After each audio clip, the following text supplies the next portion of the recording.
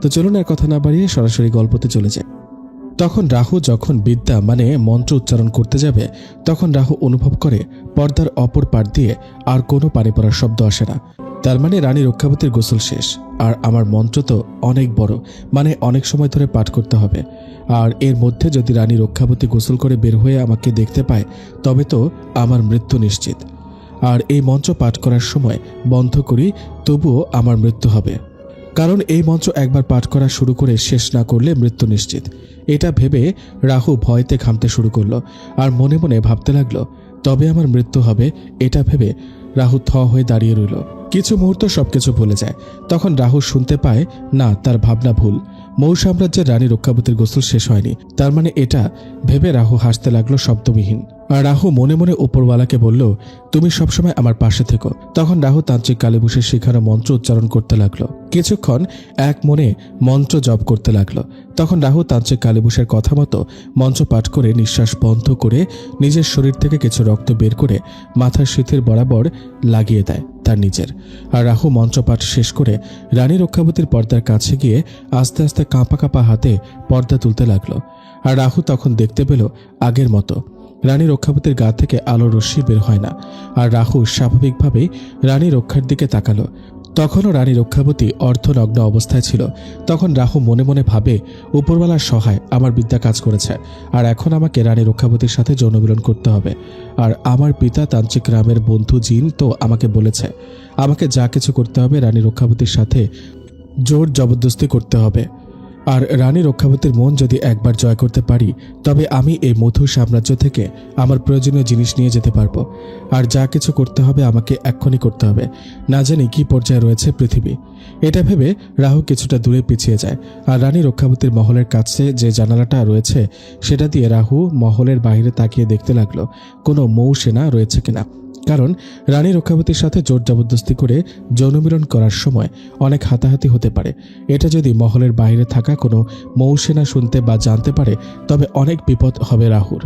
রাহু মহলের বাইরে ভালোভাবে তাকিয়ে দেখতে পেল কোনো মৌসেনা নেই, কিন্তু মহলের সব দিকে সুরক্ষিত অবস্থায় রয়েছে। রাহু এটাও জানতে পারে না রাহু পৃথিবী থেকে কতটা দূরে রয়েছে। আর এই দেশটা কি জমিনে না আসমানে না পৃথিবীর বাহিরে, সবকিছু রাহুর অজানা। রাহু এই সব নিয়ে কোনো চিন্তিত না, কারণ এখান থেকে চলে আসলে রাহু তার জিন দ্বারা জেনে নেবে আসলেই সে কোথায় ছিল। তখন রাহু মহলের বাইরে কাউকে না দেখে মনে মনে অনেকটা খুশি হলো আর চলতে লাগলো রানী রক্ষাবতীর কাছে। রানী রক্ষাবতী হয়তো জানে না তার সাথে কি হতে চলেছে। কিছু মুহূর্তে রানী রক্ষাবতীর পর্দার কাছে গিয়ে পর্দাটা তুলে ভিতরে প্রবেশ করলো। আর রানী রক্ষাবতী রাহুর বিপরীত দিকে তাকানো ছিল, মানে রানী রক্ষাবতীর সামনে তাকানো আর রাহু রক্ষার পেছনে। আর রাহু দেখতে পেল রানী রক্ষাবতীর শরীরে কোনো কাপড় নেই। রাহু নিচ থেকে তাকিয়ে ওপর পর্যন্ত এক নজরে দেখল। আর রাহু রানী রক্ষাবতীর শরীরের দিকে অবাক দৃষ্টিতে তাকিয়ে রয়েছে। পেছনে সাদা অংশ ঘন কালো মাথার চুলে ঢাকা পড়ে রয়েছে। তখন রাহু এক পা করে রানী রক্ষাবতীর দিকে আগাতে লাগলো। আর রাহু দেখতে পেল রানী রক্ষাবতীর কাছ থেকে বেশ কিছুটা দূরে রানী রক্ষাবতীর মাথার মুকুট রয়েছে। আর এই মুকুটের ভেতরে রয়েছে রানী রক্ষার সমস্ত শক্তি। আর যেহেতু রানী রক্ষার মাথায় এখন মুকুট নেই, তার মানে রানী রক্ষা আমার মতোই একজন ক্ষমতাহীন। আমার ক্ষমতা থাকতেও এখন নেই, তেমন রানী রক্ষারও। তখন রাহু আস্তে করে রানী রক্ষাবতীর পেছন থেকে ঘাড়ে হাত দিয়ে তার দিকে মুখ ঘুরালো। আর রানী রক্ষাবতী কোনো কিছু বুঝে ওঠার আগেই রাহু রক্ষাবতীর ঘন কালো বড় বড় চুলগুলো ধরে মাটিতে ঝুঁকে পড়ে। আর সাথে সাথে রানী রক্ষা মহলের ভেতরে পড়ে যায়। রাহু রক্ষাবতীর চুল ধরে রাখার কারণে রানী রক্ষাবতী তার মাথা তুলতে পারছে না। তখন রাহু তার সমস্ত শক্তি দিয়ে রানী রক্ষাবতীর শরীরে বিভিন্ন জায়গায় বিভিন্ন স্থানে স্পর্শ করতে লাগলো। আর রানী রক্ষাবতী রাহুর থেকে নিজেকে ছাড়িয়ে তার মুকুটের দিকে যাওয়ার চেষ্টা করতে লাগলো। কারণ একবার কোনো রকমে যদি রানী রক্ষাবতী মুকুটটা মাথায় দিতে পারে, তবে রানী রক্ষা আবার শক্তিশালী হয়ে যাবে। আর সেটা তো রাহু কখনোই হতে দিবে না। কিন্তু রাহুর শক্তির সাথে রানী রক্ষা কোনো মতে পেরে উঠতে পারে না। তখন রাহু রানী রক্ষার মাথার চুল ধরে টানতে টানতে মহলের এক নীরব এক স্থানে নিয়ে আসে। আর রানী রক্ষার চুলগুলো মহলের দেওয়ালের কিছু একটার সাথে বেঁধে ফেলে, কারণ রানী রক্ষা মাটি থেকে মাথা যেন উপরে তুলতে না পারে। কি ভাবছেন, রানী রক্ষা কারো কাছে সাহায্য চায়নি? হ্যাঁ ভাই, রানী রক্ষা রাহুর হাত থেকে নিজেকে বাঁচানোর জন্য চিৎকার করতে চাইছিল, কিন্তু পারেনি কোনো শব্দ করতে। রাহু রানী রক্ষার সামনে দাঁড়িয়ে রয়েছে, আর রানী রক্ষা মাটিতে মহলের ভেতরে বাঁধা অবস্থায় রয়েছে। রাহু মন ভরে রানী রক্ষার শরীর দেখতে লাগলো। রানী রক্ষাবতী রাহুর দিকে তাকিয়ে চোখ লাল করে সাপের মতো ফুঁসতে লাগলো। রাহুর সেদিকে খেয়াল নেই। রাহু রানী রক্ষাবতীর শরীরের দিকে তাকিয়ে দেখতে লাগলো। রানী রক্ষার শ্বাস প্রশ্বাসের সাথে সাথে তার শরীরের আরও আকর্ষণ বাড়ে। রাহু দাঁড়িয়ে থাকা অবস্থাতেই আস্তে আস্তে রানী রক্ষাবতীর দিকে ঝুঁকতে লাগলো, আর তখনই রানী রক্ষাবতী কিছু একটা দিয়ে রাহুর মাথায় আঘাত করে, আর রাহু অনেকটা দূরে ছিটকে গিয়ে পড়ে। আর রাহু তখন তার মাথার অনেক যন্ত্রণা অনুভব করে, আর মাথায় হাত দিয়ে রাহু দেখতে পেল তার হাত রক্তে ভিজে গেছে। রাহু নিজেকে সামলে উঠে দাঁড়িয়ে বলল, আমারই ভুল হয়েছে, তোর সাথে ভালো ব্যবহার করে। আমি রাহু, যার অর্থ অশুভর প্রতীক। আজকে রাহু তোকে বিনাশ করবে। আজ পর্যন্ত এই জগৎ সংসারে কেউ আমার সাথে দুঃসাহস দেখানোর সাহস দেখায়নি, আর আজকে তুই আমার শরীর থেকে রক্ত বের করেছিস। আমার প্রতিটা রক্তের ফোঁটার অনুভব তুই করতে পারবি। তখন রাহু দেখতে পেল তার সামনে একটা কালো অবয়ব দাঁড়িয়ে রয়েছে, আর রাহুকে উদ্দেশ্য করে বলল, রাহু, ভুলে যেও না তুমি এখানে কিসের জন্য এসেছ। নিজের রাগকে নিয়ন্ত্রণ করতে শিখো, আর যা করবে তাড়াতাড়ি করো। পৃথিবীর অবস্থা ভীষণ খারাপ। রাহু বুঝতে পারে তার পিতা তান্ত্রিক রামের বন্ধু জিন তাকে সাবধান করেছে। তখন রাহু কোনো রকম নিজের রাগকে নিয়ন্ত্রণ করে শান্ত হয়ে যায়, আর তার গায়ের কালো শার্টটা খুলে তার মাথায় বেঁধে নেয়। আর এখন রাহুর পরনে শুধু একটা সাদা ধুতি।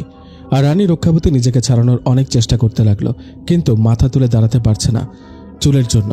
তখন রাহু রানী রক্ষাবতীর পায়ের কাছে গিয়ে একটা পা ধরে নাকের কাছে নিয়ে একটা নিঃশ্বাস নিল, আর তখনই রানী রক্ষা তার অন্য পা দিয়ে রাহুর বুকে একটা লাথি মারে। রানী রক্ষাবতীর লাথিতে রাহু আবার ছিটকে পড়ে যায়। রাহুর অবস্থা এখন ভীষণ খারাপ। রাহু নিজের রাগকে কিছুটা কমিয়ে ভাবতে লাগলো, আজকে এখন রানী রক্ষাবতীর সাথে শারীরিক সম্পর্ক করব। একের পর এক আমাকে আঘাত করে যাচ্ছে। রাহু তার মাথা থেকে তার রক্ত ভেজা শার্টটা খুলে নিয়ে এসে রানী রক্ষাবতীর দুই পা শক্ত করে বেঁধে নেয়। রাহু আর কোনো রিস্ক নিতে চায় না, তাই তার পরনের ধুতি খুলে রানী রক্ষাবতীর দুই হাত বেঁধে ফেলে। এখন একটা মহলের ভেতরে রানী রক্ষাবতীর সাথে রাহু, আর দুজনের সম্পূর্ণ উলঙ্গ। তখন রাহু রানী রক্ষাবতীকে বলল, নে মার, মার লাথি, আমাকে মারবি না? আমি জানি তোর কোনো সন্তান নেই। আমি তোর ইচ্ছাটা পূরণ করব। তোর ইচ্ছা না থাকলেও করব, আর ইচ্ছা থাকলেও করব। আর হ্যাঁ, আমাকে ছোট ভেবে ভুল করিস না। যে কিনা পৃথিবী থেকে তোদের রাজ্যে আসতে পেরেছে সে সব পারে। এটা বলে রাহু রানী রক্ষাবতীর ঠোঁট দুটো দখল করে নিয়ে, আর রাহু তার হাত দিয়ে রানী রক্ষাবতীর বিভিন্ন স্থানে হাত দিতে লাগলো। রানী রক্ষা তখনও রাহুর থেকে বাঁচার চেষ্টা করতে লাগলো, কিন্তু পারছে না। আর রানী রক্ষার বিভিন্ন জায়গার ঘ্রাণ নিতে লাগলো। রাহু অনুভব করল রানী রক্ষাবতীর শরীরটা কেঁপে উঠল, আর রাহু রানী রক্ষার উপরে তাকিয়ে দেখতে পেল রানী রক্ষাবতী চোখ বুজে বড় বড় শ্বাস নিচ্ছে, আর রানী রক্ষাবতীর চোখের কোণ দিয়ে কিছু পানি বেরিয়ে আসে। এমন ঘ্রাণে রাহু কখনো পায়নি। রাহু পাগল উন্মাদের মতো হয়ে যায়, আর পাগলের মতো রানী রক্ষার শরীরের উপর থেকে ঘ্রাণ নিতে নিতে কোমর পর্যন্ত এসে থেমে যায়। রাহু রানী রক্ষার কোমরের কোমল ও নরম অংশের ঘ্রাণ নিঃশ্বাস ভরে নিতে লাগলো। এটা হয়তো রাহুর কাছে মনে হতে লাগলো স্বর্গীয় সুখ। আর তখন রাহু দেখল রানী রক্ষার শরীরটা কেঁপে উঠল, আর রাহু আস্তে আস্তে রানী রক্ষাবতীর একদম নিচে চলে আসে, আর রাহুর হাতের স্পর্শে রানী রক্ষাবতীর মুখ ঘুরিয়ে অন্যদিকে তাকিয়ে রইল। রাহু মনে মনে ভাবতে লাগলো, রানী রক্ষাবতীর সবকিছু এখন আমার হবে। আর তখন রাহুর চোখ যায় রানী রক্ষার পায়ের কাছে। রাহু দেখতে পায় রানী রক্ষাবতীর পা এলোমেলোভাবে নাড়াতে লাগলো, আর এখন যে রাহুর বাঁধন খুলে গেছে, তার মানে রাহু ভাবতে লাগলো রানী রক্ষাবতীও সবকিছু ভোগ করতে লাগলো। আর তখন রাহু রানী রক্ষাবতীর হাতের বাঁধন খুলে দেয়। রানী রক্ষাবতী শোয়া থেকে উঠে বসে, আর রাহুর দিকে তাকিয়ে একটা হাসি দিল। রানী রক্ষাবতী বিভিন্ন জায়গায় শরীরে লাল হয়ে গেছে। তখন রাহু কোনো কিছু বুঝে ওঠার আগেই রানী রক্ষাবতী রাহুকে একটা ধাক্কা দেয়, আর রাহু তার ভার সামলাতে না পেরে মাটিতে পড়ে যায়। রানী রক্ষা রাহুর কাছে গিয়ে রাহুকে তার বুকের সাথে চেপে ধরে, আর বলল, কি হলো? আমাকে উত্তেজিত করে তুমি থামতে পারো না? এই বলে রানী রক্ষাবতী রাহুর শরীরে ঘ্রাণ নিতে লাগলো। তখন রাহু রানী রক্ষাবতীর ঘাড়ে আর বিভিন্ন জায়গায় চুমু দিতে লাগলো, আর রানী রক্ষাবতী রাহুকে তার হাত দিয়ে সাহায্য করতে লাগলো। হঠাৎ রাহু থেমে যায়, আর তখন রানী রক্ষা রাহুকে বলল, কি হলো, থেমে গেল কেন? তখন রাহু রানী রক্ষাবতীকে বলল, মানে এখানেও চুমু খেতে হবে? রানী রক্ষাবতী বলল, তখন আর কি করার? রানী রক্ষাবতী তার মাথাটা তার হাত দিয়ে চেপে ধরে। রাহু পাগলের মতো রানী রক্ষাবতীর শরীরের ঘ্রাণ নিতে লাগলো, আর রানী রক্ষাবতী তার চোখ দুটো বন্ধ করে নিয়ে দীর্ঘ শ্বাস প্রশ্বাস নিতে লাগলো। তখন রানী রক্ষাবতী রাহুকে বলল, আমার খুব কষ্ট হয়, আমি আর পারছি না, যা করার রাহু তাড়াতাড়ি করো। তখন রাহু রানী রক্ষাবতীর সাথে মিলিত হয়, আজকে অনেক বছর পর রানী রক্ষাবতী আবারও পুরুষের স্বাদ পেল। এভাবে অনেক যৌনমিলন করার পর রানী রক্ষাবতী আর রাহুর তৃপ্তি পূরণ হয়। তখন রানী রক্ষাবতী রাহুকে জিজ্ঞাসা করল, তুমি কে আর কিসের জন্য আমাদের মৌ সাম্রাজ্যে এসেছ? তখন রাহু রানী রক্ষাবতীকে একটা চুমু খেয়ে বলল, এই মধু সাম্রাজ্যে আমার আশা তোমার কাছে থাকা বিশেষ যে মধু রয়েছে, আর আমি এই মধু নিতে এসেছি। আমাদের পৃথিবীর জগৎ সংসারে অনেক বিপদ, আপনার কাছ থেকে মধু নিয়ে দেবতাদের পূজা করতে হবে। আপনি আমাকে নিরাশ করবেন না, আপনার কাছে থাকা মধু আমায় দিন। রাহুর কথা শুনে রানী রক্ষাবতী বলল, রাহু, আমি তোমাকে ছেড়িনি, তুমি আমাকে আজকে পুরুষাঙ্গের স্বাদ দিয়েছ, এটা আমি কখনো ভুলব না। আমি চাই তোমাকে সাহায্য করতে, কিন্তু তখন রাহু বলল, কিন্তু কি? রানী রক্ষাবতীকে বলল, তুমি যেহেতু এই সাম্রাজ্যে এসেছ, তবে আমাদের বিষয়ে জেনে এসেছ। আমাদের আরও বাকি 15 বোন রয়েছে, আর আমার পিতা মৃত্যুর সময় আমাদের বোনদের ভিতরে এই বিশেষ মধু ভাগ করে দিয়ে গেছে। আর আমার একলার মধু নিয়ে গেলে হবে না, আমার বাকি বোনদের সাথে থাকা এই বিশেষ মধু তোমাকে নিতে হবে। তখন রাহু রানী রক্ষাবতীর কথা শুনে বলল, কিভাবে? আমি বাকি 15 বোনের কাছ থেকে মধু নিয়ে আসবো। তখন রানী রক্ষাবতী রাহুর কথা শুনে কিছু মুহূর্ত চুপ হয়ে যায় আর বলে, আমার বাকি 15 বোন হলো রাক্ষসী, তারা মানুষের মাংস খেতে পছন্দ করে। তার চেয়ে মজার কথা হলো, আমার বাকি 15 বোনের অনেক যৌন চাহিদা। তুমি যদি আমার বাকি 15 বোনদের সাথে শারীরিক সম্পর্ক করে আমার মতো তাদের খুশি করতে পারো, তবে তারা তোমাকে খুশি হয়ে এই বিশেষ মধু দিয়ে দেবে। রানী রক্ষাবতীর কথা শুনে রাহু বলল, এটা কিভাবে সম্ভব? আমি একলা হয়ে 15 জনের সাথে সহবাস করব? আর তার চেয়ে বড় কথা হলো, তুমি আমাকে বলছো না এই মাত্র তোমার বোনরা রাক্ষসী, মানুষের মাংস খেতে পছন্দ করে, আর সেখানে আমি তো একজন মানুষ, আমাকেও তারা খেয়ে নিবে। তখন রাহুর কথা শুনে মধু সাম্রাজ্যের রানী রক্ষাবতী বলল, আমি থাকতে তোমাকে আমার কোনো রাক্ষসী বোন খেতে পারবে না। তখন রাহু বলল, আমাকে আজকালের ভেতরে যেতে হবে পৃথিবীতে, আমাদের যা করার দরকার আজকে করতে হবে। তখন মধু সাম্রাজ্যের রানী রক্ষাবতী রাহুকে বলল, চলো। রাহু বলল, কোথায় যাব?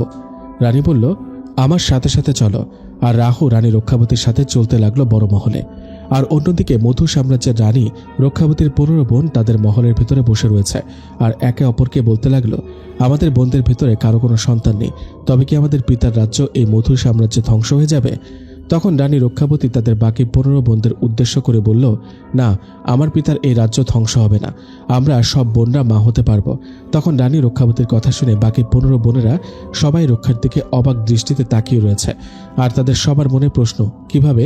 তখন রানী রক্ষাবতী সবাইকে বলল, আমি জানি আমার রাক্ষসী বোনরা, তোমরা কখনো যৌন তৃপ্তি পাওনি আর কখনো সহবাসও করনি, আর আমরা কোনো পুরুষদের সাথে মিলন করলে আমরা মা হতে পারবো সেটা তো জানি, তাই আমি তোমাদের মা হওয়ার ব্যবস্থা করেছি।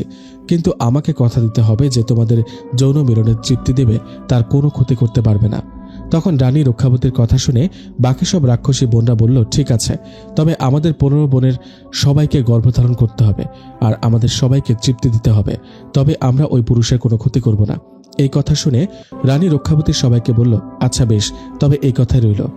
তখন রানী রক্ষাবতী রাহুর কাছে এসে রাহুকে বলল, রাহু, আমি জানি তুমি পারবে, তুমি আমার তৃপ্তি পূরণ করতে পারছো, তার মানে আমার বোনদেরও পারবে, আর তোমাকে পারতেই হবে, আর না পারলে তুমি এই বিশেষ মধু পাবে না। এই বলে রানী রক্ষাবতী রাহুকে একটা ধাক্কা দিয়ে রানী রক্ষাবতীর রাক্ষসী 15 বোনের ভেতরে ফেলে দিয়ে বাহির থেকে দরজা বন্ধ করে দিয়ে রানী রক্ষাবতী চলে যায় তার সভায়। আর রাহু তখন 15টা রাক্ষসীর মাঝে রাহুকে দেখে সবাই হাসাহাসি করতে লাগলো আর বলল, এই 13 বছরের মানব সন্তান নাকি আমাদের গর্ভধারণ করবে, রক্ষাও না, কিভাবে যে এসব বলে, রাজ্য সামলাতে সামলাতে রক্ষার হয়তো মাথাটাই নষ্ট হয়ে গেছে। এই বলে সবাই রাহুর কাছে আসতে লাগলো। রাহু এক পা করে পেছনে যেতে লাগলো, আর একসময় রাহুর পেছনে দেওয়ালে ঠেকে যায়। তখন রাক্ষসীগুলো রাহুকে বলল, কি হলো, আমাদের সাথে যৌনমিলন করবে না, ভয় পেয়েছ? এই বলে রাক্ষসী রাহুর কাছে আসে, আর তাদের হাতের ধারালো নখ দিয়ে রাহুর গায়ের শার্টটা একটা টান দিয়ে ছিঁড়ে ফেলে। রাহু চোখ বুজে সোজা হয়ে দাঁড়িয়ে রয়েছে, আর তখনই একটা রাক্ষসী রাহুর শরীর দেখে বলল, এই দেখ, এই মানব সন্তানের শরীরটা কেমন, দেখলে চোখ ফেরানো যায় না। তখন একটা রাক্ষসী রাহুকে জিজ্ঞাসা করল, তুমি কি সত্যি আমাদের সবাইকে গর্ভধারণ করতে পারবে? তখন রাহু বলল, পারবো কিনা জানি না, তবে আমাকে পারতে হবে। তখন সব রাক্ষসীরা রাহুর কথা শুনে সবাই তাদের পরনের সবকিছু খুলে একদম উলঙ্গ হয়ে যায়। রাহুর সামনে এখন 15টা নগ্ন রাক্ষসী। রাহু সবার দিকে তাকিয়ে তাকিয়ে দেখতে লাগলো। তখন একটা রাক্ষসী রাহুকে বলল, তুমি কি তোমার পরনের ধুতি খুলবে না, নাকি আমরা খুলে দিব?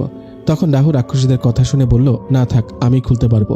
এই বলে রাহু তার পরনের ধুতিটা একটানে খুলে ফেলে। আর তখন সবাই রাহুর দিকে হাঁ হয়ে তাকিয়ে রয়েছে। সবাই মনে মনে ভাবছে, আমাদের বোন রক্ষা হয়তো ঠিকই বলেছে, আমাদের এই ছেলেই পারবে গর্ভধারণ করাতে।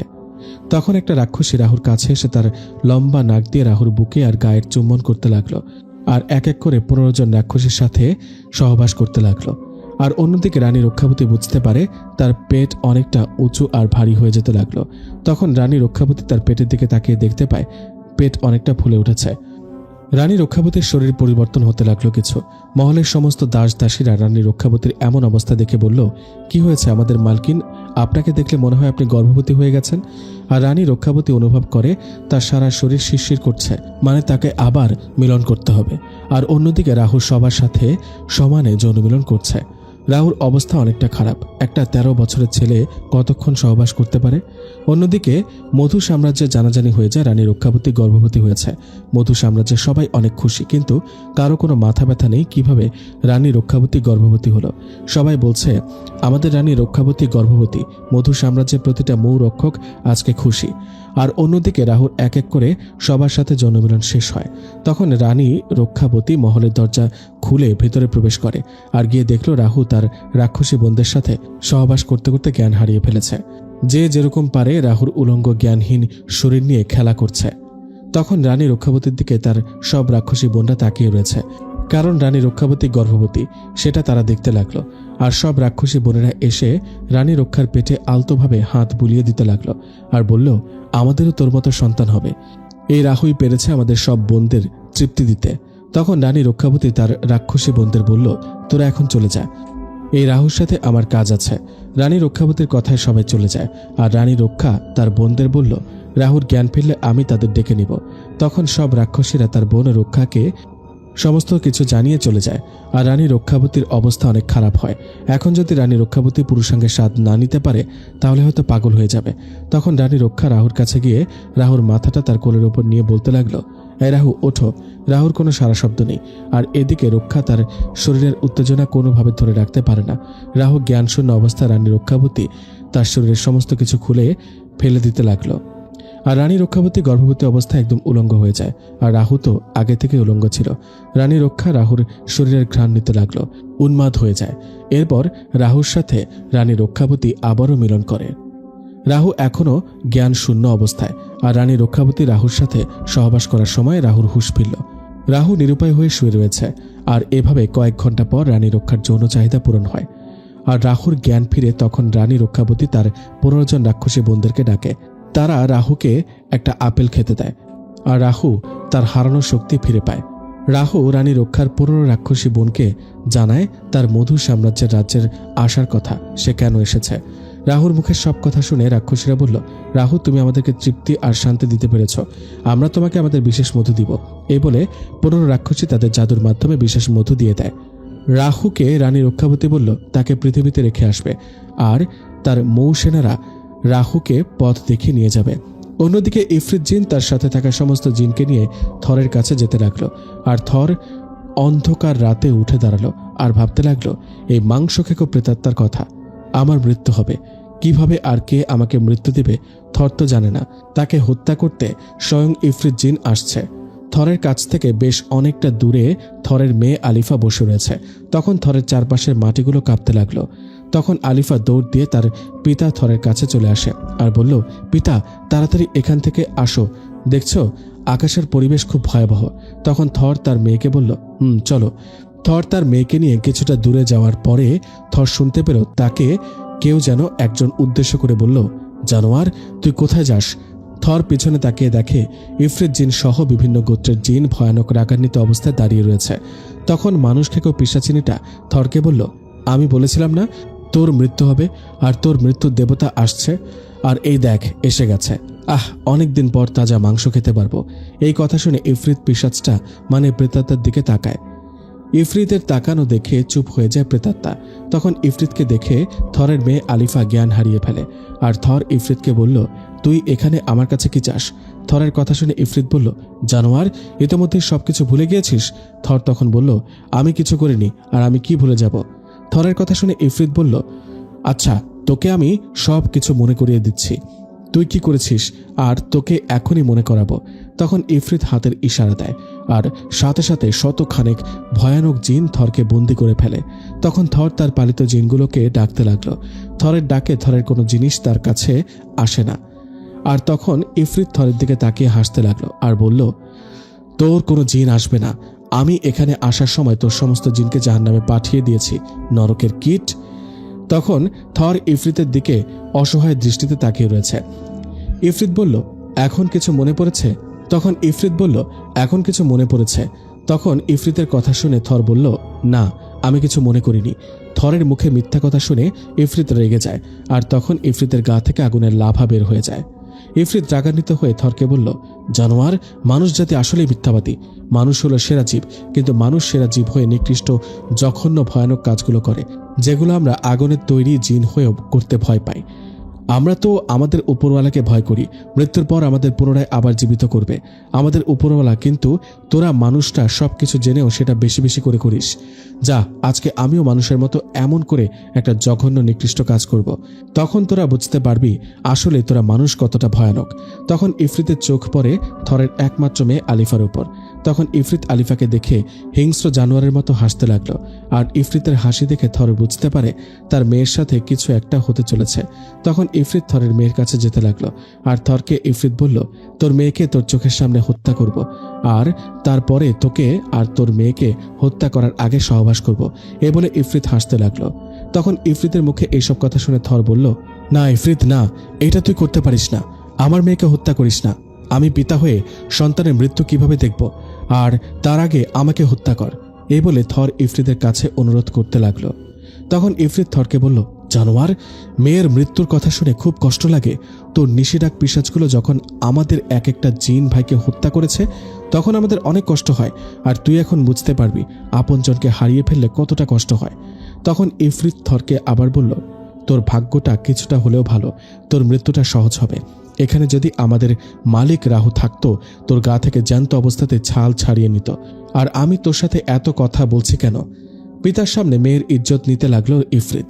থরের মেয়ে আলিফার কাছে গিয়ে ইফরিত আলিফাকে বলল, তোর জ্ঞান আর ফিরবে না, কারণ তুই হইলি মানুষ কন্যা, আর আমি তোর সাথে সহবাস করার সময় তুই তখনই সবকিছু ফেটে রক্তপাত হয়ে মারা যাবি। তখন ইফরিত আলিফার কাছে যায় আর পিতার সামনে আলিফার গায়ের সবকিছু খুলতে লাগলো। এই দৃশ্য দেখে থর চোখ বন্ধ করে কান্না করতে লাগলো। তখন ইফরিত তার সাথে থাকা জিনদেরকে বলল, ওই জানোয়ার থর যেন চোখ বুজে থাকতে না পারে, আর থর যেন এই দৃশ্য দেখে আমি ওর মেয়ের সাথে কি করি।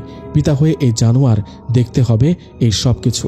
তখন ইফরিত আলিফার গা থেকে শাড়িটা খুলে ফেলে। হাতাকাটা ব্লাউজ পরা ছিল আলিফা। ইফরিত আস্তে আস্তে করে আলিফার নাভি পর্যন্ত সবকিছু একদম খুলে ফেলে। আমি আগেই বলেছিলাম থরের মেয়ে দেখতে স্বর্গের অপ্সরার মতো। থরের কিছুই করার নেই। থর অসহায় হয়ে দেখতে লাগলো তার মেয়ের মৃত্যু, আর মৃত্যুর আগে নিকৃষ্ট কাজ। থর আর নিজের চোখে এসব দেখতে পারছে না। থর বারবার উপরওয়ালাকে প্রার্থনা করতে লাগলো তার মৃত্যুর জন্য। থর আর এসব নিতে পারছে না। থরের মেয়ে আলিফা তো তখনও জ্ঞানহীন অবস্থায় পড়ে রয়েছে। আলিফার শরীরের গঠন দেখে ইফরিত অবাক হয়ে যায় আর যৌন উত্তেজনায় ব্যাকুল হয়ে যায়। তখন থর আলিফার সমস্ত কিছু উলঙ্গ করে ফেলে এবং ইফরিত দেখতে পেল আলিফার যোনি থেকে রক্তপাত হতে লাগলো, আর এই রক্ত থেকে কেমন যেন একটা গন্ধ আসতে লাগলো।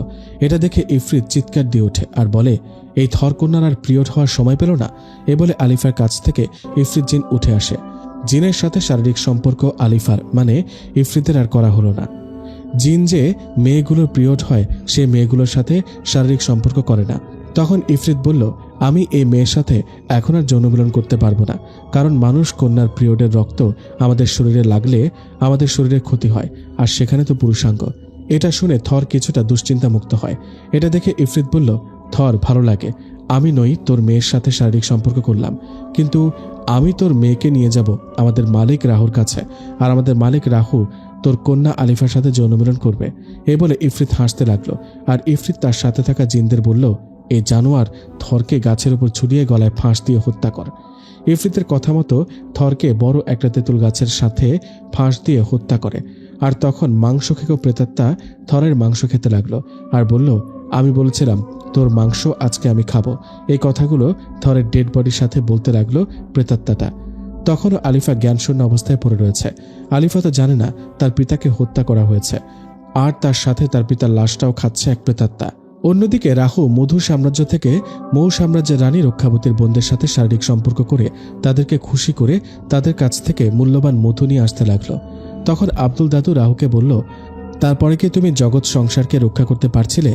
রাহু আব্দুল দাদুকে আরও কিছু বলতে যাবে তার অতীতের ঘটনা। তখন তানহা এসে বলল, ভাইয়া ভাইয়া চল, অনেক রাত হয়েছে, এখন আমাদের যেতে হবে, মা তোকে ডাকতে আমাকে পাঠিয়েছে। আব্দুল দাদু বুঝতে পারে রাহুর পুরোটা স্মৃতি ফিরে না আসলেও কিছুটা এসেছে, আর রাহু এটাও এখন জানতে পারে সে একজন তান্ত্রিক ছিল। আব্দুল দাদুর মাথায় আকাশ ভেঙে পড়ার মতো অবস্থা। এখন রাহু যদি তার আগের রূপে ফিরে আসে তবে তো অনেক ক্ষতি। তখন আব্দুল দাদু বলল, হে আল্লাহ, রক্ষা করো তুমি সবাইকে। অন্যদিকে রিমি তখন ঘরে তামিম মানে রাহুর মায়ের সাথে কথা বলছে। তামিমের মা মনে মনে ভাবে, এইরকম একটা মেয়ে যদি আমার ছেলের বউ হতো। অন্যদিকে তামিম তো রিমিকে বিষখালী গ্রামে বসে পছন্দ করে। পছন্দ বললে ভুল হবে, ভালোবাসে। আর তানহা তো জানে না এখানে রাউফও আছে। তামিম আর তানহার সাথে রিমি আর রাউফের তখনও দেখা হয় না। অন্যদিকে রাউফ তো রিমিকে পছন্দ করে, আর রিমি তো কাউকে পছন্দ করে না।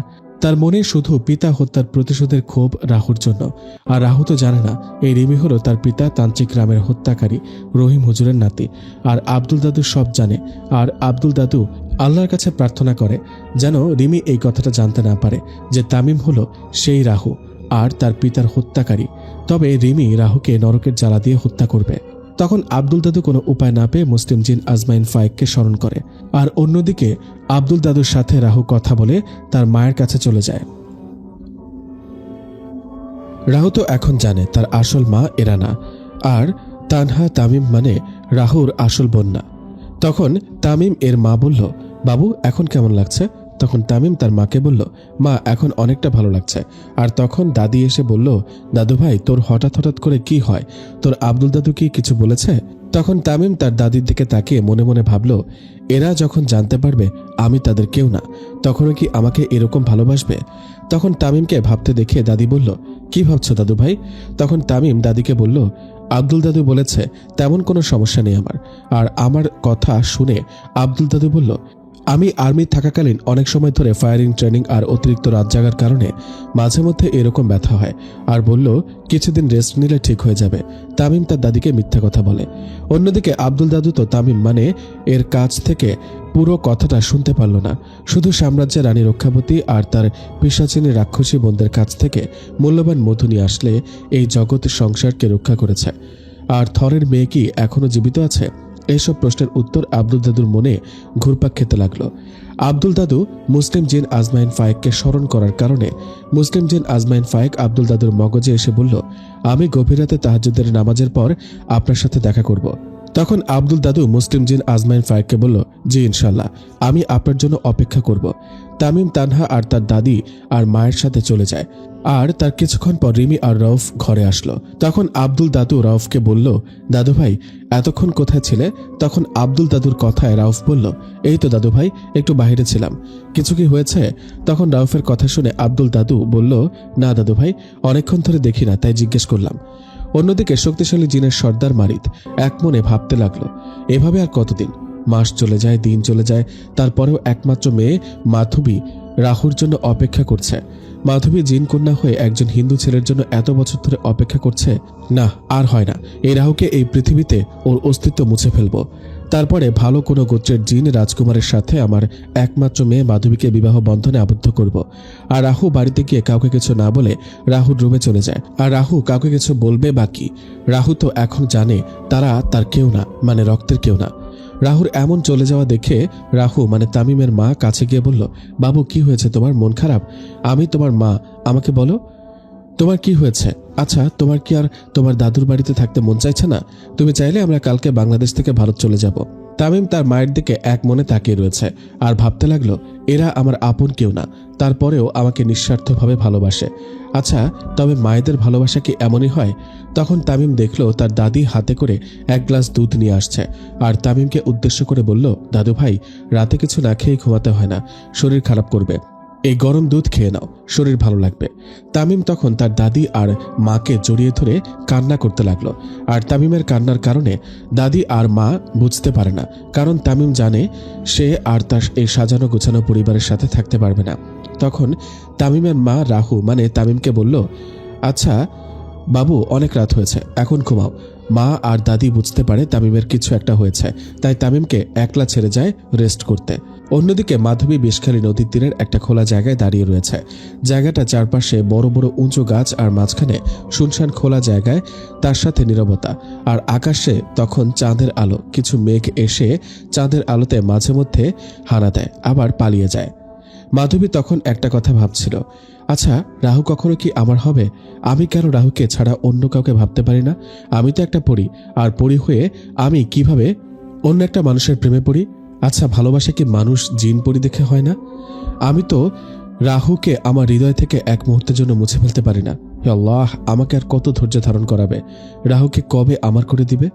আর অন্যদিকে জলদেবতা তার জলরাজ্যে বসে রয়েছে। তখন একটা জলসেনা জলদেবতার কাছে গিয়ে বলল, হে জলদেবতা, জলের শক্তিমান বাদশাহ, আপনার জন্য একটা সংবাদ নিয়ে আসলাম। তখন জলসেনাকে জলদেবতা বলল, কি সংবাদ নিয়ে আসছো আমার কাছে? তখন জলসেনা বলল, আমরা তো জানি আপনি আপনার পুত্র হত্যা প্রতিশোধ নিতে চান, আর অনেকবার সুযোগও পেয়েছেন, কিন্তু তারপরও আপনার শত্রুকে হত্যা করেননি। কারণ হলো আপনার শত্রু মানে রাহুর স্মৃতিশক্তি ছিল না বলে। আর আপনি যদি তখন রাহুকে হত্যা করতেন, তবে রাহু জানতেও পারত না আপনি কে আর কিসের জন্য রাহুকে হত্যা করছেন। তখন আবার জলসেনা বলতে লাগলো জলদেবতাকে, আমি যে খবরটা এখন দিব এটা আপনার জন্য কিছুটা হলেও খুশির সংবাদ হবে। তখন জলসেনা বলল, আপনার শত্রু মানে রাহুর স্মৃতিশক্তি ফিরে এসেছে। তখন জলদেবতা এই খবরটা শোনার সাথে সাথে বিকট শব্দে হাসতে লাগলো আর বলল, এতদিন পর একটা ভালো খবর দিলি। আর আমার যত সৈন্য সেনা আছে সবাইকে বলো যুদ্ধের প্রস্তুতি নিতে। আজকে সন্ধ্যায় আমরা রাহুকে হত্যা করব, আর রাহুর কাটা মাথাটা আমাদের কেল্লার চূড়ায় রাখবো, যাতে আর কখনো কোনো জিন বা মানুষ তান্ত্রিক জলদেবতার বিরুদ্ধে যাওয়ার দুঃসাহস না দেখায়। তখন জলসেনা জলদেবতাকে বলল, আপনি কি আপনার মেয়ের সিদ্ধির কথা ভুলে গেছেন, যে রাহু আপনার মেয়েকে অন্যায়ভাবে বন্দি করে একটা নিকৃষ্ট জঘন্য কাজ করে আসছে? আমরা রাহুকে হত্যা করার পর রাহুর সমস্ত জিনদের আমাদের করে নিব। তখন জলদেবতা বলল, তাই হবে। এই বলে জলদেবতা বসা থেকে উঠে দাঁড়ায় আর তার সমস্ত জলসেনাদের উদ্দেশ্য করে বলে, হে আমার শক্তিশালী জলসেনা, আমি জানি তোমাদের রয়েছে অনেক সাহস আর ক্ষমতা। আমি তোমাদের এখানে কেন ডেকেছি আশা করি বুঝতে পেরেছ। আমার চিরশত্রু রাহুকে হত্যা করার এখন মূল সময়। আমরা এর আগেও রাহুকে একবার হত্যা করতে চেয়েছি, কিন্তু আমাদের কিছু ভুলের জন্য আমরা করতে পারিনি। কিন্তু আমরা এই ভুল আর করব না। শত্রুকে বাঁচিয়ে রাখা আমাদের জন্য ক্ষতি হবে। তাই তোমরা তোমাদের সমস্ত শক্তি দিয়ে এই যুদ্ধ করবে। আর একটা কথা মাথায় রাখবে, যুদ্ধক্ষেত্র থেকে কখনো পালিয়ে আসবে না। আমরা হলাম জলের দুনিয়ার শক্তিশালী সেনা। আমরা মৃত্যুকে প্রয়োজন হলে হাত বাড়িয়ে নেব। এভাবে কিছুক্ষণ জলদেবতা তার জল সেনাদের মোটিভেশন করে, আর সমস্ত সেনারা জলদেবতাকে জয়ধ্বনি করতে লাগলো। আর জলদেবতা মনে মনে অনেক খুশি হয় আর বলল, ওই জানোয়ার রাহুর শেষ দিন হবে কালকে। অন্যদিকে মাধবীর পিতা শক্তিশালী জিন মারিদ হত্যা করতে চায় রাহুকে, তার একমাত্র মেয়ের জীবন থেকে সরিয়ে দিতে। অন্যদিকে জলদেবতা রাহু হয়তো কিছুই জানে না, তাকে হত্যা করার গভীর ষড়যন্ত্র করছে মারিদ আর জলদেবতা। অন্যদিকে রাত গভীর। আব্দুল দাদু তাহাজ্জুদের নামাজ আদায় করে বসে বসে তসবিহ গুনছে। তখন আব্দুল দাদু মিষ্টি একটা গন্ধ পেতে থাকে। আব্দুল দাদু বুঝতে পারে মুসলিম জিন আজমাইন ফায়েক আসছে। আর কিছুক্ষণ পর আব্দুল দাদু মিষ্টি একটা কণ্ঠে সালাম শুনতে পায়। আসসালামু আলাইকুম আব্দুল, কেমন আছো? আব্দুল দাদু সালামের উত্তর দিয়ে বলল, আলহামদুলিল্লাহ ভালো। তখন আব্দুল দাদুকে মুসলিম জিন আজমাইন ফায়েক বলল, আব্দুল, আপনি আমাকে কেন ডেকেছেন সেটা আমি জানি। তখন মুসলিম জিন আজমাইন ফায়েকের কথা শুনে আব্দুল দাদুকে বলল, তবে আমরা এখন কি করব? রাহুর সাথে কালকে আমি কথা বলছি, আর রাহুর সাথে কথা বলে বুঝতে পারলাম রাহু আবার তান্ত্রিক হয়ে যাবে, যে কিনা মাত্র 13 বছর বয়সে এতটাই শক্তিশালী তান্ত্রিক ছিল। এখন তো রাহুর বয়স 23 বছর। এখন যদি রাহু তার হারানো ক্ষমতা ফিরে পায়, তবে জিন মানুষ জাতি সবার ভয়ানক ক্ষতি হবে। তখন আব্দুল দাদুর কথা শুনে মুসলিম জিন আজমাইন ফায়েক বলল, আব্দুল, তুমি হয়তো জানো রাহুর হাজার হাজার জিন পিশাচ রয়েছে। সে জিন পিশাচ এখনও রাহুর জন্য অপেক্ষা করছে, আর তাদের বিশ্বাস তাদের মালিক আবার ফিরে আসবে তাদের কাছে। তখন আব্দুল দাদু বলল, রাহু যদি তার বর্তমানে চলে যায়, তবে কি বর্তমানে যে রাহুর বাবা মা, বোন, দাদা দাদি আর রাহু একজন আর্মি ক্যাপ্টেন ছিল, এগুলো কি ভুলে যাবে? মানে আমি বলতে চাইছি, রাহুর যখন স্মৃতি নষ্ট হয়ে যায় তখন তার অতীতের কিছু মনে থাকে না। আবার রাহু যখন তার স্মৃতিশক্তি ফিরে পাবে তখন কি তার বর্তমানের কিছু মনে থাকবে? তখন আব্দুল দাদুর কথা শুনে মুসলিম জিন আজমাইন ফায়েক বলল, আমি তোমার কথা বুঝতে পারছি আব্দুল, তুমি আমাকে এমন একটা প্রশ্ন করবে আমি জানতাম। তবে শোনো, রাহু যখন তান্ত্রিক হয়ে যাবে তখন তার এই 10 বছরের কিছু মনে থাকবে না, আর রাহুর মনে থাকবে তার 13 বছরের সমস্ত কিছুর কথা, যখন রাহু তান্ত্রিক ছিল ওই সব কিছু। আব্দুল দাদু মুসলিম জিন আজমাইন ফায়েকের কথা শুনে খুব চিন্তিত হয়ে পড়ে, কারণ আব্দুল দাদু জানে রাহুর যখন সমস্ত স্মৃতি ফিরে পাবে তখন তো আর রাহু তার মা বোনকেও চিনবে না, আর তখন কিনা তাদের ক্ষতি করে না বসে রাহু। আর আমার বন্ধু মাসুদ খান এটা তো জানে না তার নাতি রাহু তাদের নাতি নয়। তখন আব্দুল দাদু মুসলিম জিন আজমাইন ফায়েককে বলল, আচ্ছা, তবে রাহুর স্মৃতিশক্তি ফিরে আসা থেকে কিভাবে আটকানো যায়? তখন মুসলিম জিন কিছুক্ষণ চুপ করে থাকে, আর কিছুক্ষণ পর মুসলিম জিন আজমাইন ফায়েক আব্দুল দাদুকে বলল, আব্দুল, উপায় একটা আছে, তবে এই কাজ করা অনেক বিপজ্জনক। কারণ বাংলাদেশের বেতাগী উপজেলার বিবিচিনি গ্রামের পাশে কাটাখালী নামের একটা বাজার রয়েছে, আর এই বাজারে পূর্ব দিকে একটা স্কুল রয়েছে। আর এই স্কুলে অনেক বছর আগে লেখাপড়া হতো, এখন আর হয় না। ওই স্কুলের পাশে বেশ কিছুটা একটা খোলা জায়গা রয়েছে, আর ওই জায়গার পাশে রয়েছে একটা হাজার হাজার বছর আগের পুরনো বকুল গাছ, আর বকুল গাছের একদম নিচে রয়েছে পুরাতন আমলের কবরস্থান, আর বকুল গাছের পাশে রয়েছে একটা তাল গাছ, বেল গাছ আর আম গাছ, আরও রয়েছে পুরাতন একটা পুকুর, আর পুকুরের পাড়ে রয়েছে বিশাল আকারের একটা চাম্বল গাছ। তখন আব্দুল দাদু বলল, ওইখানে কি রয়েছে? মুসলিম জিন বলল, বকুল গাছের নিচে 4টা মারিদ গোত্রের জিনদের বন্দি করে রেখেছে, আর এই 4টা জিনের মধ্যে মারিদ গোত্রের জিনদের সর্দারও বন্দি অবস্থায় রয়েছে, শত শত হাজার হাজার বছর ধরে, তার কোনো হিসাব নেই। তখন মুসলিম জিন আজমাইন ফায়েক বলল, আমাদের ওই 4টা জিনকে বন্দি থেকে মুক্ত করে দিতে হবে, আর এই জিনেরা পারবে রাহুর স্মৃতিশক্তি আটকে রাখতে। আর ওই জিনরা হাজার হাজার বছর বন্দি থেকে অনেক রাগান্বিত হয়ে রয়েছে, আর ওরা শপথ করে নেয় ওদের যারা মুক্ত করবে তাদেরকে হত্যা করবে, কারণ মানুষের ওপরে ওদের ঘৃণার সৃষ্টি হয়। আর যে কবিরাজ এই জিন 4টাকে বন্দি করে রাখে তখন সে একটা বিশেষ বিদ্যা দিয়ে বন্দি করে, মানুষ ব্যতীত কেউ ওদেরকে মুক্ত করতে পারবে না। তাই আমি প্রথমে বলেছি এই কাজটি অনেক কঠিন, আর আমরা জিনেরা এই কাজটা করতে পারবো না। তখন আব্দুল দাদু মুসলিম জিন আজমাইন ফায়েকের কথা শুনে বলল, আচ্ছা, তবে কি কোনো উপায় নেই? তখন আব্দুল দাদুর কথা শুনে মুসলিম জিন আজমাইন ফায়েক বলল, আছে একটা উপায়। তখন আব্দুল দাদু বলল, কি? মুসলিম জিন বলল, বিবিচিনি গ্রামে কাটাখালী বাজারের সেই পরিত্যক্ত স্কুলের পাশে কয়েকটি ছেলে আছে, ওরা পারবে এই কাজ করতে। তখন আব্দুল দাদু বলল, ছেলেগুলো কি করে আর ওদের নাম কি? মুসলিম জিন আজমাইন ফায়েক বলল, ছেলেগুলোর নাম হলো মাসুদ, অমিত, নাদিম আর হৃদয়। ওরা হলো এই গ্রামের ছেলে, ওরা এর আগে অনেক অনেক কঠিন কাজ করেছে, আর ওরা হলো মুসলিম ছেলে। ওদের মনে যতটা মায়া আর ততটাই হিংসা, তার চেয়েও চতুর আর বুদ্ধিমান। ওদের দিয়ে আমাদের এই বন্দি মারিদ জিনদেরকে মুক্ত করাবো। তখন মুসলিম জিন আজমাইন ফায়েকের কথা শুনে আব্দুল দাদু বলল, এই 4টা ছেলে কি আমাদের কথা শুনবে? আজমাইন ফায়েক বলল, না শুনলে আমাদের শোনাতে হবে। তখন আব্দুল দাদু জিজ্ঞাসা করলো, ওই বিবিচিনি গ্রামে তো আরো ছেলে ছিল, তারপরেও এই ছেলেদের কথা কেন বলছেন আপনি? মুসলিম জিন বলল, আমি কেন এত ছেলে থাকতে এই ছেলে 4টার কথা বললাম? তবে শোনো, এই ছেলেগুলো সবসময় একসাথে থাকে, তাদের সাথে কারো রক্তের সম্পর্ক নেই, তবুও দিন নাই রাত নাই সবসময় একসাথে এদেরকে দেখা যায়। আর এই ছেলে 4টা বিবিচিনি স্কুলে একসাথে পড়তো। তখন আব্দুল দাদু মুসলিম জিন আজমাইন ফায়েকের কথা শুনে বলল, এখন কি তবে পড়ে না? তখন মুসলিম জিন আজমাইন ফায়েককে বলল, না। মুসলিম জিন আজমাইন ফায়েক বলতে লাগলো, মাসুদ, অমিত, নাদিম আর হৃদয় ওরা ছোট থাকতে একসাথে একই স্কুলে পড়তো। ক্লাস 5 পাশ করে ওরা মাধ্যমিক স্কুলে ভর্তি হয় ক্লাস 6-এ বিবিচিনি গ্রামে। ওরা সব সময় স্কুলে যেত, কিন্তু 1-2 ক্লাস করে আর করতো না, স্কুল পালিয়ে বিভিন্ন জায়গায় ঘুরে বেড়াতো। আমি বলেছিলাম কাটাখালী বাজারে পরিত্যক্ত স্কুলের পাশে একটা খালি জমি রয়েছে, সেখানে মাসুদ একলা বসে রয়েছে, আর মাসুদ অনুভব করে তার পেছনে কেউ একজন হাত দিয়েছে। মাসুদ পেছনে তাকিয়ে দেখে অমিতকে। তখন মাসুদকে অমিত বলল, কি মাসুদ, একলা এখানে বসে রয়েছিস কেন? কিছু হয়েছে তোর? কি ব্যাপার? তখন মাসুদ অমিতকে বলল, নাদিম আর হৃদয় কোথায়, তুই একলা আসছিস? তখন অমিত মাসুদকে বলল, কি হয়েছে শুনি না, একলা এখানে কি করস? তখন মাসুদ বলল, আরে ভাই, কিছু করি না। তখন অমিত মাসুদকে বলল, আমি কালকে স্কুল থেকে বের হয়ে যাওয়ার সময় স্যার আমাকে ডাক দেয়। আমি তখন স্যারের কাছে যাই, স্যার কিসের জন্য ডাক দিয়েছে সেটা জানার জন্য।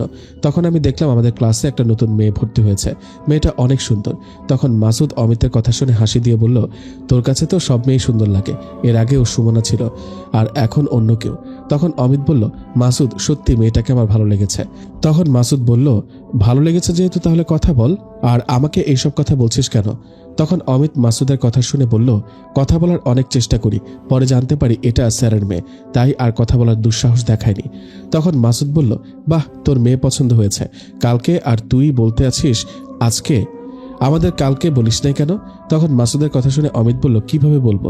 কালকে তো আমাদের সাথে সারাক্ষণ হৃদয় নাদিম ছিল, আর ওদের সামনে এই কথা বললে সারা গ্রামে বলে বেড়াবে, তাই তখন বলেনি, এখন বলছি। তখন সব কথা শুনে মাসুদ বলল, আচ্ছা তবে এখন কি করতে হবে আমাকে? অমিত মাসুদের কাছে এসে বসলো, বলল, মাসুদ ওই মেয়ের সাথে আমাকে কথা বলিয়ে দে, আমার একলা কথা বলতে ভয় করে। তখন অমিতের কথা শুনে মাসুদ বলল, সুমনের সাথে কথা বলতে ভয় করে না, আর স্যারের মেয়ে দেখে কথা বলতে ভয় করে তোর? অমিত বলল, মাসুদ দোস্ত আমার, তুই তো জানিস আমি কেমন, প্লিজ বন্ধু। তখন মাসুদ অমিতকে বলল, আচ্ছা ঠিক আছে, আমি তোকে কথা বলিয়ে দেব, এবার একটু চুপ কর। এর মধ্যে নাদিম আর হৃদয় আসে, আর অমিত আর মাসুদ একসাথে দেখে বলল, তোরা দুই হারামি এখানে কি করছিস? আর আমরা তোদেরকে সব জায়গায় খুঁজছি। তখন মাসুদ বলল, কিছু না, তোরা বস, আমাদের সাথে গল্প কর। তখন নাদিম বলল, না দোস্ত, এখন বসতে পারবো না, চল কোথা থেকে ঘুরে আসি। অমিত বলল, না, কালকে আমাদের স্কুলে যেতে হবে, তোদের ঘোরার প্রয়োজন হলে তোরা ঘুরে আসতে পারিস। তখন হৃদয় বলল, তোদের ছাড়া আমরা এখনো ঘুরতে যাব, এটা কোনো কথা? এখানে সারাদিন বসে থাকবি, নাকি তোরা কানা সেলিম চাচার দোকানে চা খাবি? তখন মাসুদ বলল, আচ্ছা তবে চা খাওয়া যায়, চল। তখন মাসুদ আর তারা সবাই কানা সেলিম চাচার দোকানে চা খেতে যায়। কিছুক্ষণ পর চারজন কাটাখালী বাজারের কানা সেলিমের দোকানে চা খেতে যায়। এই কাটাখালী বাজারে মাত্র 3টা দোকান ছিল, 2টো চায়ের দোকান আর একটা ফার্মেসি। তখন মাসুদ কানা সেলিমকে বলল, সেলিম চাচা 4টা দুধ চিনি দিয়ে চা দাও তো। তখন কানা সেলিম চাচা মাসুদকে বলল, কোথায় থাকো তোমরা, তোমাদের চারজনকে তো দেখাই যায় না। তখন মাসুদ বলল, সব মিলে একটু ব্যস্ততার মধ্যে আছি। তখন কানা সেলিম চাচা মাসুদ সহ তার দোস্তদেরকে বলল, আমার একটা কাজ করে দিতে পারবি? তখন আব্দুল দাদু মুসলিম জিন আজমাইন ফায়েককে জিজ্ঞাসা করলো, এইসব কেন বলছো আমাকে? তখন আব্দুল দাদুর কথা শুনে মুসলিম জিন আজমাইন ফায়েক বলল, মাঝখান থেকে কিছু বললে আপনি বুঝতে পারবেন না, তাই সবকিছু বলছি। তখন আব্দুল দাদু বলল, ও আচ্ছা। মুসলিম জিন আজমাইন ফায়েক বলল, আমাদের যে 4টা মারিদ গোত্রের বন্দি জিনদের মুক্ত করব, রাহু স্মৃতিশক্তি ফিরে আসা আটকানোর জন্য, আর এই জিনের সাথে এই 4 ছেলের সম্পর্ক রয়েছে। আব্দুল দাদু বলল, মানুষ হয়ে জিনের সাথে সম্পর্ক, তাও আবার এই ছোট বাচ্চাদের? মুসলিম জিন আজমান ফায়েক বলল, রাহু কিন্তু ছোট ছিল, আর 13 বছর বয়সে সবকিছু করেছে, তাই আমি আপনাকে যা কিছু বলছি মন দিয়ে শোনেন। তখন আব্দুল দাদু বলল, আচ্ছা ঠিক আছে বলেন। মুসলিম জিন আজমান ফায়েক আবার বলতে শুরু করলো। কানা সেলিম চাচা মাসুদকে বলল, তোমরা আমার একটা কাজ করে দিতে পারবে? তখন মাসুদ চায়ের কাপে চুমুক দিয়ে বলল, কি কাজ চাচা? আগে বলো করতে পারবে কিনা, তারপরে বলছি।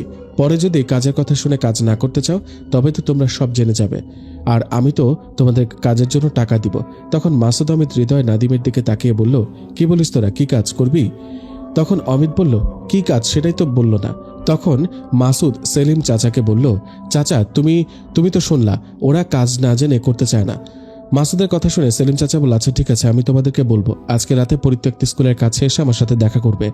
তখন মাসুদ বলল, ও আচ্ছা চাচা, তবে এই কথাই রইল। তোমার চায়ের বিল কত হয়েছে? সেলিম চাচা বলল, তোমাদের 4 টাকা দিতে হবে না, আজকে আমি তোমাদের খাওয়ালাম, তোমরা আমার এলাকার ছেলে। মাসুদ বুঝতে পারে না। হ্যাঁ, আর একটা কথা, আপনারা আবার রাহু মানে তামিমের দাদু মাসুদ খানের কথা বুঝবেন না। এই মাসুদ বিবিচিনি গ্রামের মাসুদ, যার আসল নাম মারনেই। মাসুদ সবাইকে বলল, এই কানা সেলিম চাচা কাউকে 1 পয়সাও ফাঁকি দেয় না, আর আজকে আমাদের 4 কাপ চা ফ্রি খাওয়ালো, আসলে কোনো রহস্য রয়েছে। তখন মাসুদের কথা শুনে অমিত বলল, আমিও ঠিক এটাই ভাবছি, আসলে ব্যাপারটা বুঝলাম না। তখন নাদিম আর হৃদয় বলল, তোরা আসলেই সবকিছু নিয়ে একটু বেশি চিন্তা করিস। আস্তে আস্তে বিকেল গড়িয়ে সন্ধ্যা, আর সন্ধ্যার পর রাত হয়। সে সময় গ্রামে বিদ্যুতের ব্যবস্থা ছিল না, রাত কয়টা হবে তারা সঠিক জানে না। কানা সেলিম চাচার কথা মতো ওরা 4 জন পরিত্যক্ত স্কুলের কাছে এসে বসে। তখন অমিত পকেট থেকে একটা বিড়ি বের করে, আর তখন হৃদয় বলল, কিরে তুই বিড়ি একলাই খাবি, আমাদেরকে একটা দে। তখন মাসুদ বলল, এই অল্প বয়সে তোরা এই বিড়ি কেন খাস?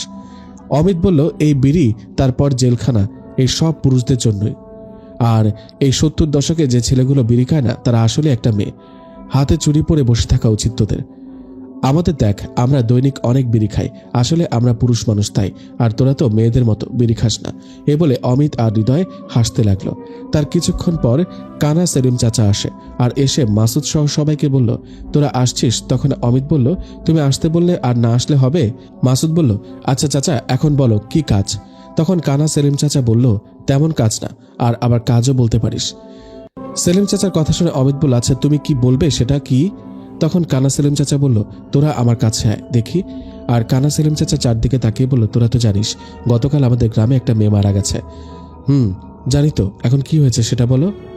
তোরা 4 জন রাতে গিয়ে কবর খুঁড়ে লাশটা একটা ভ্যানে করে বিষখালী নদীর তীরে নিয়ে আসবি। আমি ওইখানে নৌকা নিয়ে থাকবো, তোদের কাজ এটুকুই। তখন মাসুদ বলল, না না, এইসব কাজ করতে পারবো না। আর শুনেছি ওই লাশটা জীবিত থাকতে খারাপ মারিদ গোত্রের জিনে আছর করেছিল, আর তারপরে কত কবিরাজ আসলো আর গেল, কোনো কাজ হলো না, শেষ পর্যন্ত মেয়েটা মারাই গেল। তখন মাসুদের কথা শুনে কানা সেলিম চাচা বলল, তোদের কাজ কবর খুঁড়ে লাশ নিয়ে আসবি, এইটুকুই। আর তোরা তো সাহসী মানুষ, সাহসী ছেলে, সেটা তো এই গ্রামের সবাই জানে। আর গ্রামের এত ছেলেপেলে থাকতে তোদেরকে বলছি, কারণ তোরা এই গ্রামের সাহসী ছেলে, শুধু তোরাই। ওরা 4 জন ওদের এত প্রশংসা শুনে বলল, আচ্ছা হ্যাঁ হ্যাঁ করে দিব, কিন্তু 4 জনকে 3 টাকা করে 12 টাকা দিতে হবে। 70 দশকে 12 টাকা মানে অনেক টাকা। তখন মাসুদের কথা শুনে কানা সেলিম চাচা বলল, আরে তোরা আমার এলাকার ছেলে, তোদের যা 12 টাকাই দিব, আর কাজ কিন্তু আজকে করতে হবে। তোরা যদি এই কাজটা করতে পারিস তবে তোদের এই কাজের জন্য টাকা দিব। আর হ্যাঁ শোন, তোরা 4 জন ছাড়া এই কথাটা যেন আর কেউ জানতে না পারে। তখন মাসুদ বলল, আরে না চাচা, কেউ জানবে না, তুমি কোনো চিন্তাই করো না।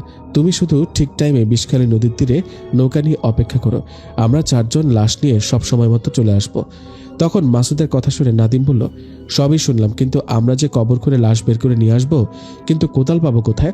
আমরা আগে জানলে বাড়ি থেকে সবকিছু নিয়ে আসতাম। তখন নাদিমের কথা শুনে কানা সেলিম চাচা বলল, আমি সাথে করে কোদাল নিয়ে আসছি। সেলিম চাচা মাসুদের হাতে কোদালটা ধরিয়ে দিয়ে বলল, আমি এখন তবে যাই, আমার দোকান বন্ধ করতে হবে, ঠিক সময় আমি থাকবো। এ বলে কানা সেলিম চাচা অন্ধকারে হারিয়ে যায়। আর তখন অমিত তার প্যান্টের পকেট থেকে একটা বিড়ি বের করে বলল, অনেক রাত হয়ে গেছে, তাড়াতাড়ি কাজটা শেষ করে আসতে হবে, নইলে কালকে আর স্কুলে যেতে পারবো না। তখন অমিতের কথা শুনে নাদিম আর হৃদয় বলল, শালা, আগে তো স্কুলের নাম শুনতে পারতি না, এখন শুধু স্কুল স্কুল করিস, ব্যাপার কি? তখন অমিত বলল, আগে করতাম না, এখন করি, তোদের কোনো সমস্যা? মাসুদ বলল, তোরা থামবি, আমার সাথে চল। জিনের সাথে শারীরিক সম্পর্ক সিজন 5-এর দ্বিতীয় পর্ব। এখন আমি আপনাদের কিছু কমেন্ট পড়ব।